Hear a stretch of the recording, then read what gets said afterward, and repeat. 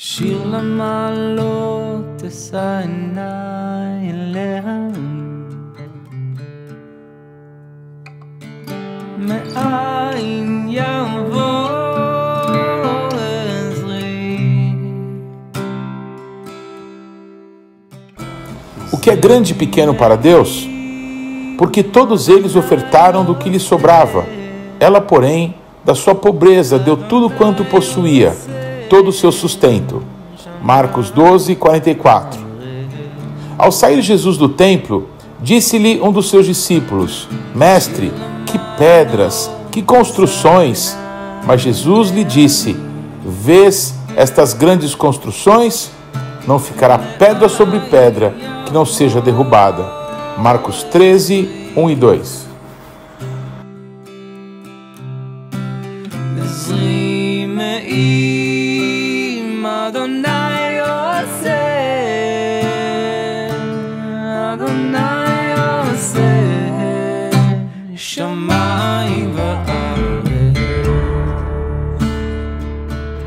Shalom, queridos, tudo bem? Chegamos no 12º dia do primeiro mês do ano, o mês em que o nosso Deus arrancou o seu povo do Egito e da casa da servidão, que o nosso Deus, no livro de Êxodo, Shemot, declarou que seria o primeiro dos meses do ano. Pois exatamente nesse dia, Yeshua, depois de desde o 10º dia estar entrando em Jerusalém e saindo, Jesus de novo sai de Betânia, vem pelo mesmo caminho e se depara com aquela figueira que no dia anterior ele tinha amaldiçoado. Os seus discípulos ficam pasmos, porque verdadeiramente aquela figueira estava completamente seca. Jesus usou essa situação para ensiná-los a respeito de fé. De que se nós, sem duvidarmos, declararmos para uma montanha se levantar e se lançar no mar, ela vai nos obedecer. Isso fala da autoridade de Deus. Mas Jesus, nesse momento, não deixa de afirmar que existe uma chave no mundo espiritual, que é o relacionamento entre nós, os servos de Deus, entre os irmãos, filhos do nosso Pai. Se nós não perdoarmos os pecados que cometeram contra nós, nós não podemos ser perdoados. E quando Jesus fala sobre isso, os seus discípulos pedem que ele lhes aumente a fé. Esse 12º dia é um dia muito importante. Como eu disse a vocês no primeiro vídeo, desde o 10º dia, os cordeiros machos de 1 ano, sem defeito, deveriam ser separados das suas mães e trazidos para conviver com a família, pois no entardecer do 14º dia, o cordeiro da Páscoa deveria ser imolado, o seu sangue derramado e a sua carne assada no fogo, para que se pudesse celebrar o Pêssar em todas as casas das famílias de Israel. O cordeiro era cuidadosamente examinado para que nenhum defeito fosse achado nele. Dessa mesma maneira, principalmente a partir desse dia, o 12º dia, Yeshua passa a ser provado por todas as categorias de pessoas importantes de Israel, em especial de Jerusalém. Os sacerdotes, os saduceus, os fariseus, os herodianos, todos vieram provar Jesus, para ver se achavam nele algum defeito, alguma coisa da qual ele pudesse ser acusado. O primeiro grupo a chegar foi o grupo dos sacerdotes e também os principais líderes religiosos, líderes da classe dos fariseus, o que chamaríamos hoje de ultra-ortodoxos. Aqueles homens importantes, aquelas celebridades entre o povo de Deus, chegam e já ordenam que Jesus lhes diga com que autoridade ele fazia aquelas coisas. Porque Jesus tinha curado no dia anterior muitas pessoas doentes, muitos coxos. Jesus tinha promovido uma limpeza no templo que estava totalmente contaminado com os vendilhões. Eles chegam reconhecendo que Jesus estava a fazer coisas extraordinárias, coisas maravilhosas. Mas Jesus sabia a maldade do coração deles. Não eram pessoas que queriam saber se realmente ele era o Messias para que pudessem servi-lo, para que pudessem adorá-lo. Eles queriam justamente o contrário, pegar algum erro em Jesus para que pudessem acusá-lo.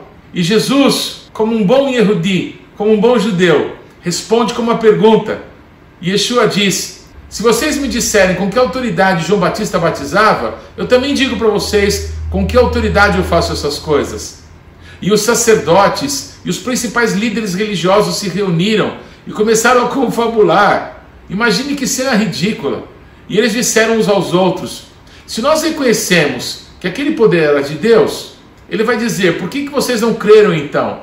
E se nós dissemos não, aquilo era dos homens, a multidão mata a gente, porque todo mundo reconhecia que João era um profeta. Então, covardemente, eles respondem para Yeshua, nós não sabemos com que autoridade ele fazia aquelas coisas. E Jesus responde com toda a sabedoria e verdade.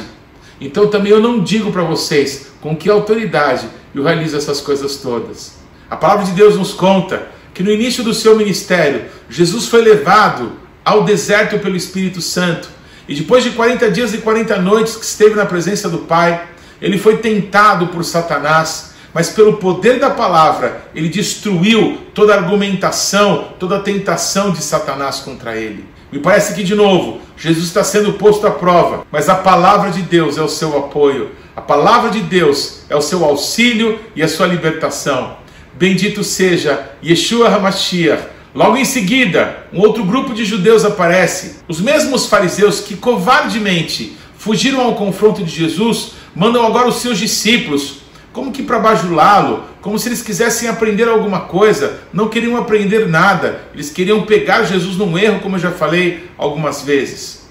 Agora, nessa vez, eles vão e perguntam para Jesus, mestre, é lícito pagar tributos a Roma?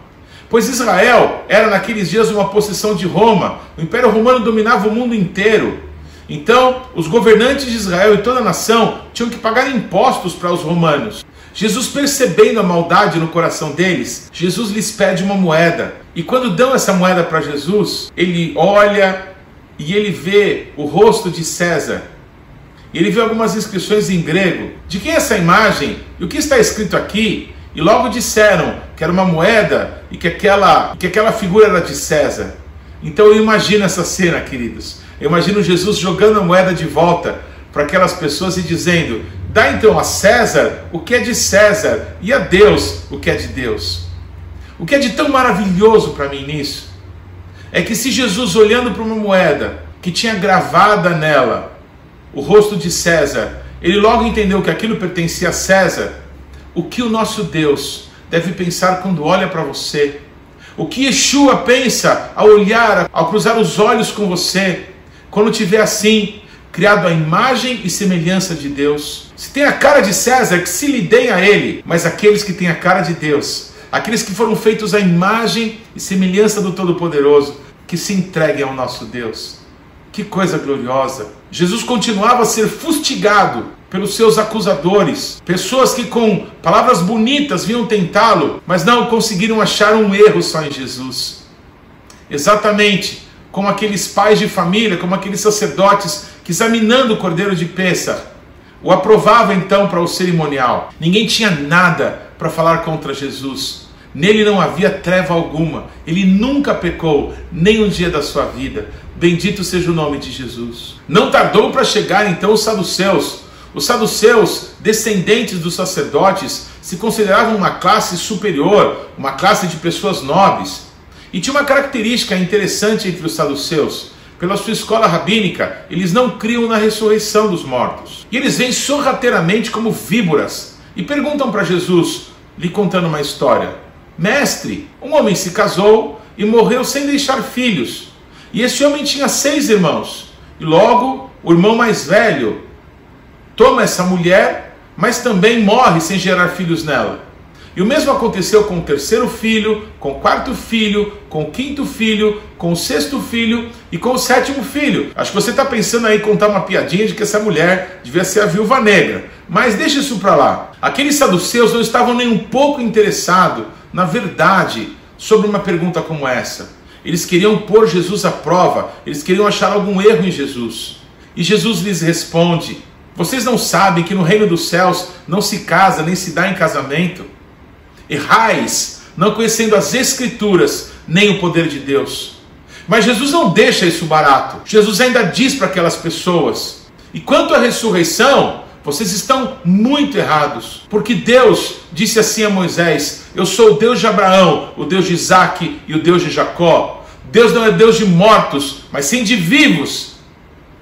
Em todas essas coisas, não havia uma pessoa que pudesse dizer que Jesus estava errado, que Jesus estava pecando em coisa alguma. Até que enfim, um dos doutores mais afamados em Israel vem e pergunta para Yeshua a respeito do maior de todos os mandamentos. Yeshua responde prontamente, como todo judeu responderia: Shema Israel, Adonai Eloheinu, Adonai Echad. Ouvi, ó Israel, o Senhor nosso Deus é um. E amarás, pois, Adonai, o teu Elohim, com todo o teu coração, com toda a tua alma, com todo o teu entendimento e com toda a tua força. E amarás o teu próximo como a ti mesmo.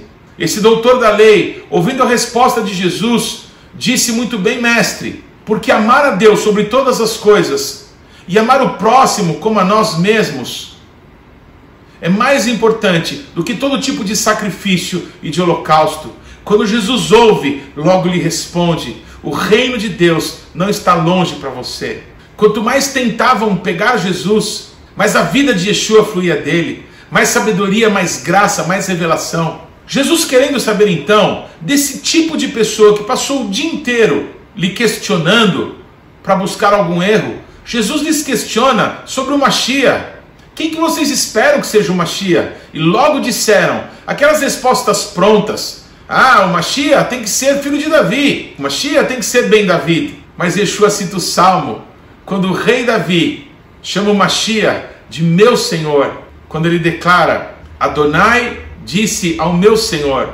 Como o Mashiach pode ser Senhor de Davi, se é o seu filho? As pessoas não têm respostas, as pessoas ficam de boca aberta, elas ficam todas atônitas, porque as verdades de Jesus são muito poderosas. Depois de um dia inteiro sendo questionado uma vez atrás da outra por todo tipo de liderança religiosa em Israel, Yeshua então, nesse 12º dia do primeiro mês, ele entra no templo pela última vez. Ele nunca mais pisaria ali. Aquele templo seria totalmente destruído, como ele tinha profetizado. Naquele último momento de Jesus no templo, onde desde criança, todos os anos ele ia, onde com 12 anos de idade, ele ficou quando seus pais voltaram para Nazaré, justamente numa época de Páscoa, para ficar ali conversando com os anciãos de Israel. Esse mesmo templo que Jesus entrou tantas vezes, desde o dia que foi apresentado, e Simeão declarou: Deus, o Senhor já pode recolher o teu servo, porque eu já vi a tua salvação. Quando ele pergunta qual é o nome daquele bebê, os pais respondem: é Yeshua, salvação, aleluia. Por quantas vezes ele esteve ali ensinando, por quantas vezes ele esteve ali curando pessoas, mas dessa vez, Jesus dava as costas pela última vez àquela casa suntuosa, feita por mãos humanas. Mas antes disso, Jesus chama todos os seus discípulos. E essa cena me constrange, e essa cena sempre me emociona, porque os discípulos não entenderam porque Jesus os chamou a todos. E Yeshua, que tinha dito à mulher samaritana que nosso Deus buscava zelosos adoradores que o adorassem em espírito e em verdade, parece que Yeshua descobre alguém que verdadeiramente ama a Deus com todo o seu coração, com toda a sua alma, com toda a sua força. Alguém que vê a Deus como seu provedor e como a sua provisão. Alguém que ama verdadeiramente a Deus em espírito e em verdade. Quem é essa pessoa? Nós nunca vamos saber o nome dela, porque a palavra de Deus não revela o seu nome. Essa pessoa bem que podia ser você. Ah, como eu amaria poder ser essa pessoa. Uma mulher viúva, sem filhos, entra na presença de Deus, entra no templo e vai adorar o Senhor, e vai adorar com aquilo que ela tinha. Ela ia entregar uma oferta. Pessoas do mundo inteiro, judeus de todas as nações, alguns muito ricos, trazendo grandes quantidades de recursos para entregar ali ao templo, aquele templo suntuoso. As pessoas que iam para aquele templo colocavam as suas melhores roupas, porque era uma posição de status ser visto elegante, com as melhores roupas, os mais finos trajes. Mas uma mulher simples, humilde, viúva, ela vai até o gasofilácio, ela chega ali diante daquilo que representa o altar de Deus, e ela entrega as suas 2 únicas moedas. A palavra de Deus fala o valor, era algo insignificante, para nós talvez como alguns centavos, mas ela deposita tudo que ela tem. Yeshua chama todos os seus discípulos e pergunta a eles: vocês viram o que ela fez? Jesus queria dar uma aula que poderia marcar o restante da vida daqueles homens. Mas é impressionante que nos evangelhos ninguém faz um comentário sobre aquilo que Jesus lhes mostrou. Eles narram os fatos, mas ninguém comenta coisa alguma. O que realmente é importante para Deus e que talvez a gente esteja desprezando. Porque pode ser que tenham coisas muito importantes para nós, que Deus não dá importância alguma. E nós precisamos desse tempo nos alinharmos com Deus. Ato contínuo. Quando os seus discípulos não deram importância, Jesus pela última vez sai daquela casa feita por mãos humanas, daquela casa que foi feita suntuosa pelas mãos de Herodes, que não era um judeu, que não era um descendente de Davi, que reinou de forma violenta, maldosa, maligna sobre Israel. Jesus sai daquela casa dando as costas, e quando Jesus está saindo, ele ainda ouve uma frase que não parecia ser verdade. Os discípulos de Jesus, passando por aquelas colunas suntuosas, passando por aqueles corredores do templo, dizem para Jesus: mestre, você vê que estrutura mais linda? Olha os capitéis, olha que colunas. Era inacreditável que eles estavam falando aquelas coisas, sendo que Jesus acabara de mostrar para eles, e parece que eles não deram importância nenhuma. Pois da mesma forma, Jesus encerra essa tarde, na minha maneira de ver, dando de ombros e dizendo: não ficará pedra sobre pedra. Essa frase de Jesus como que tira o chão dos seus discípulos. Nós vamos ter que gravar mais um vídeo para falar o que acontece na tarde e na noite desse 12º dia, em que os discípulos, totalmente atônitos, queriam entender sobre esse terrível juízo do qual Yeshua estava falando, quando aconteceria. Mas para isso, nós vamos juntos para um próximo vídeo. Que Deus te abençoe. Shalom.